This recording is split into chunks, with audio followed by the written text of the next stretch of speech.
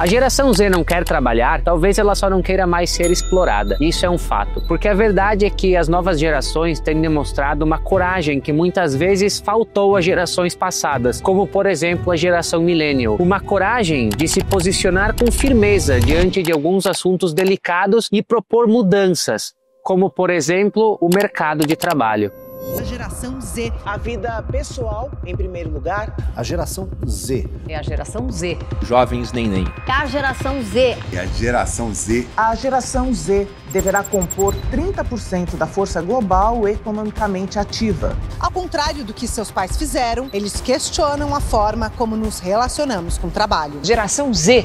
Eu quero ser empreendedor. Você fala, por quê? Fala, porque eu não quero viver o que a geração X viveu. Na verdade, ele não quer ser empreendedor porque, de fato, tem desejo e capacidade de empreender, mas ele quer se livrar de um ambiente que lhe pareceu nocivo.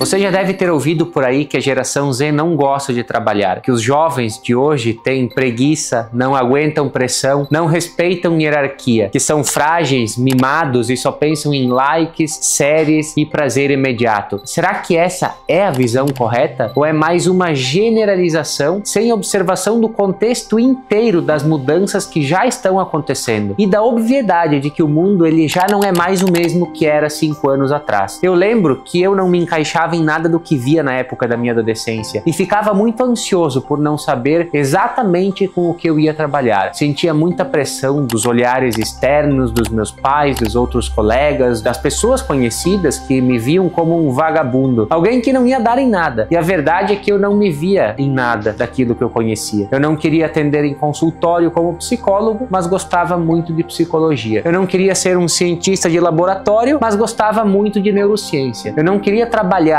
com o que o meu pai trabalhava, mas era a única opção que eu tinha disponível. Eu não queria ser um professor de sala de aula, por exemplo, mas eu gostava muito de ler, muito de estudar e de comunicar. Eu não queria ser um arquiteto, embora tenha cursado parte dessa faculdade, mas eu gostava muito de arte. E esse gostar de muitas coisas me deixava ainda mais confuso e ainda mais ansioso. E foi nesse vai e vem que eu tive muitas crises de ansiedade, crises de pânico, por exemplo. Até que eu vi em uma reportagem, eu lembro que era da revista Forbes, se eu não me engano, que no futuro, 5 a 10 anos para frente, surgiriam muitas novas profissões. E eu me agarrei naquilo. E hoje, de fato, eu trabalho com coisas que não existiam naquela época. Vivendo no Brasil e em Portugal, fundei a maior comunidade de saúde e bem-estar da Europa, onde sou, além de sócio, professor. Posso estudar, pesquisar, ensinar, viajar, ter outros negócios, estar aqui criando outros projetos e manter a minha qualidade de vida e a da minha família. Isso era possível há 15 anos atrás? Não era, porque simplesmente não existia essa possibilidade. Por isso, quem fala mal da geração Z e das novas gerações que vem depois da geração Z, só não entendeu nada sobre o mundo ainda, ou está com muito medo para admitir que não sabe lidar com mudanças. É por isso que o que está acontecendo hoje é que a maior parte das pessoas lê apenas as primeiras frases de uma matéria de revista online dizendo que a geração Z isso, que a geração Z aquilo, e sai por aí tirando conclusões sem entender nada do que está dizendo. Isso sem levar em consideração, por exemplo, que jornais e revistas são meios que não avaliam contextos, são enviesados e sensacionalistas. O que está em mudança aqui não é apenas o futuro do mercado de trabalho, é o futuro da cultura inteira, da saúde mental, da qualidade de vida das pessoas, do avanço da tecnologia, dos processos mais inteligentes dentro das empresas, da produção e de tudo, basicamente, do melhor uso da própria energia, da liberdade que as pessoas têm e da aquisição de conhecimento de uma forma geral. Basicamente, tudo mudou. E antes de continuar com o vídeo, comenta aqui embaixo se você também sente que muita coisa já está ultrapassada.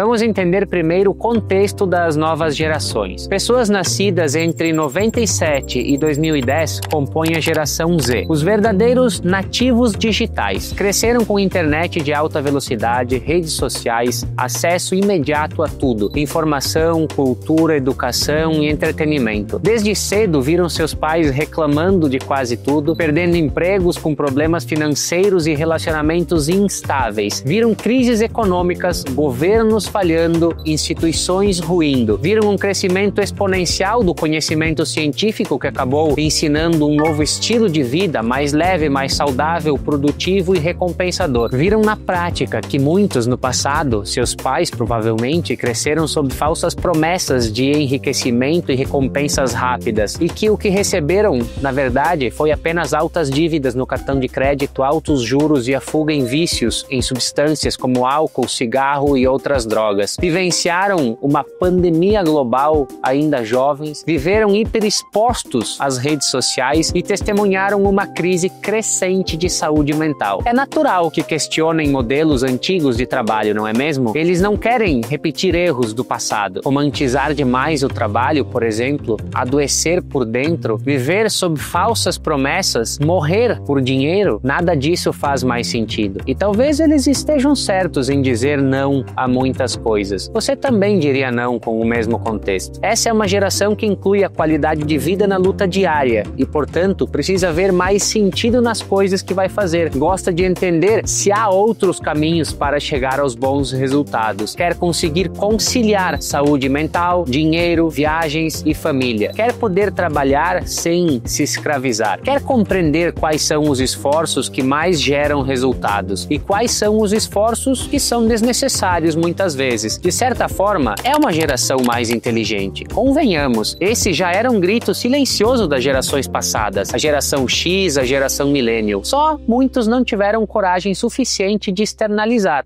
E alguns dias atrás eu estava assistindo um vídeo no YouTube, no canal do Luigi, e eu fui ler os comentários, que era justamente sobre esse assunto, geração Z e mercado de trabalho. E muitas pessoas da geração Z deixaram um comentário e eu separei alguns que são muito bons. Por exemplo, esse aqui do Coelho: concordo com tudo que você disse, sou geração Z. Um dia conversando com o diretor da minha área, ele ficou abismado quando falei que para mim trabalho é uma relação comercial. Na hora, achei estranha a reação dele, mas é justamente o conflito geracional. A minha prioridade é a qualidade de vida minha e da minha família. Trabalho só para ganhar dinheiro e ponto. Esse outro, por exemplo: nasci em 2000, tenho 25 anos agora, sou da primeira leva da geração Z. Aquele grupo que cresceu junto com a internet e aprendeu a programar antes mesmo de saber fazer imposto de renda. Hoje eu estou no meu segundo emprego CLT trabalhando com inteligência artificial voltada para imagens. Quando eu decidi sair do meu primeiro emprego porque recebi uma proposta melhor, foi um choque geral. Os chefes, todos de uma geração anterior, pareciam esperar uma lealdade meio mística. Tipo, fique porque sim, nenhum aumento foi oferecido, só uma promessa. Ano que vem você será promovido a um cargo de liderança. E olha que isso foi dito em novembro. Então beleza, né? O problema, mesmo com essa promoção, eu ganharia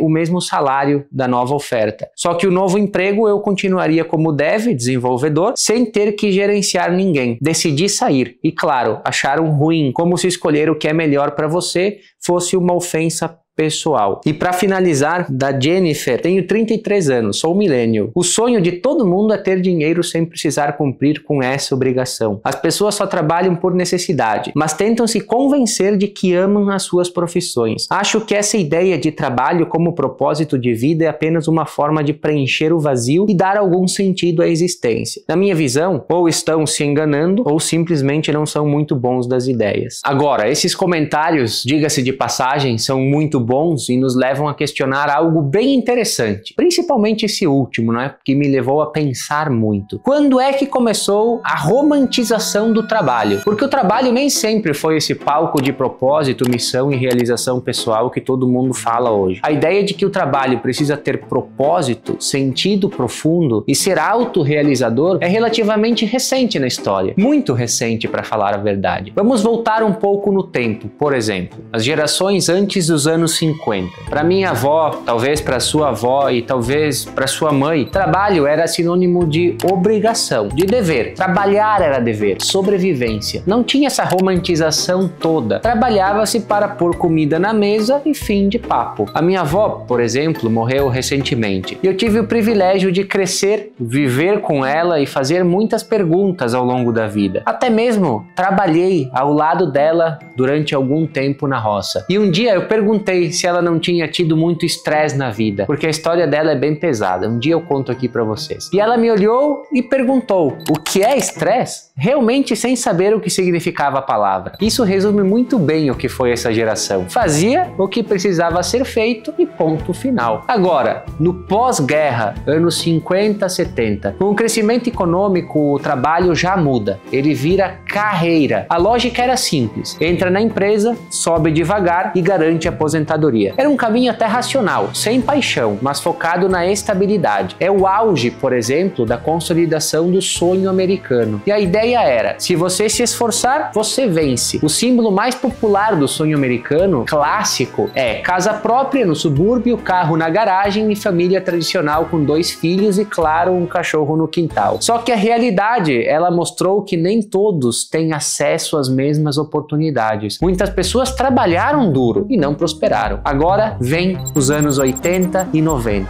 a era da produtividade extrema. Surge o executivo workaholic, o terno e a gravata de sucesso. A ideia era: você é o que você faz. Uma pincelada do que viria a ser o grande conto de fadas que criaram depois. Trabalhar muito virou sinônimo de status, símbolo de status, mas ainda era ambição e não propósito. Agora sim, agora surgem os anos 2000 com os millennials, a minha geração. E aí começa a romantização total. Com startups, coachings, TED Talks e cultura do mude o mundo, o trabalho virou uma missão espiritual, acima do dever, acima do resultado prático. Faça o que ama, encontre a sua paixão, transforme a sua profissão em quem você é. E claro, se puder ganhar bem, ter horário flexível e mesa de ping-pong, melhor ainda. Ou seja, para os nossos avós, trabalho era dever. Para os nossos pais era carreira. Para nós millennials virou identidade.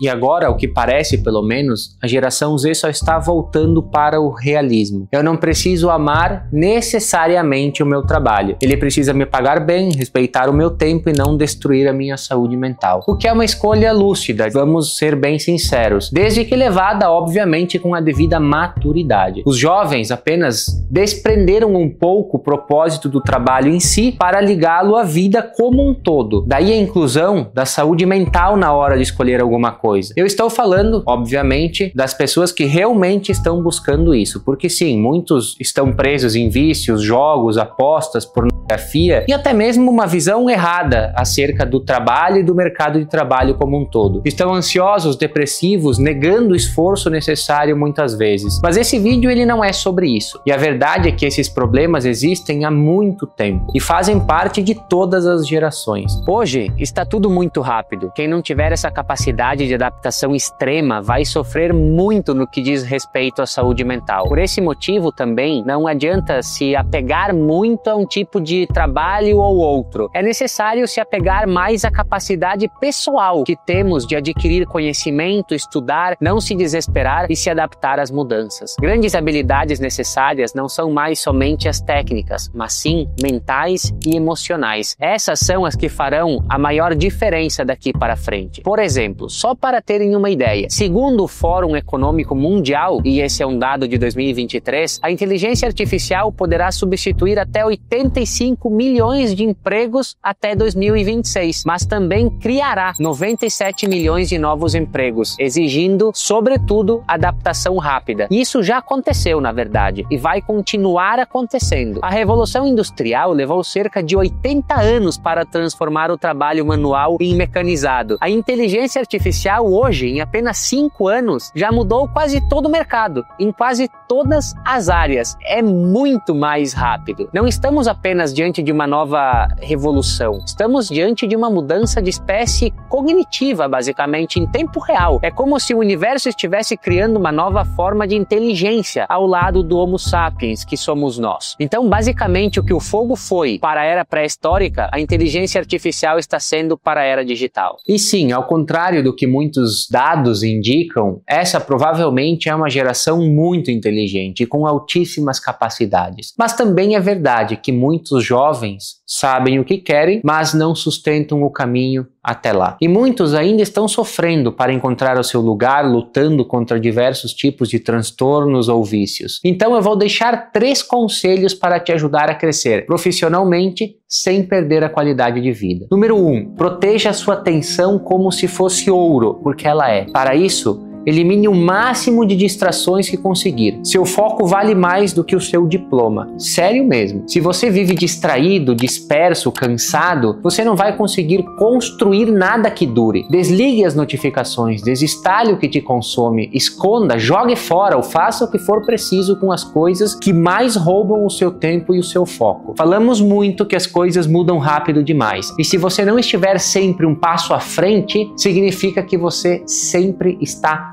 vários passos atrás. E isso não precisa acontecer em detrimento da sua qualidade de vida, não, porque ela também deve ser um ponto focal dentro das suas prioridades. É a rotina saudável que vai te dar o foco mental para fazer o que for preciso. Segundo conselho, aprenda a gostar de estudar.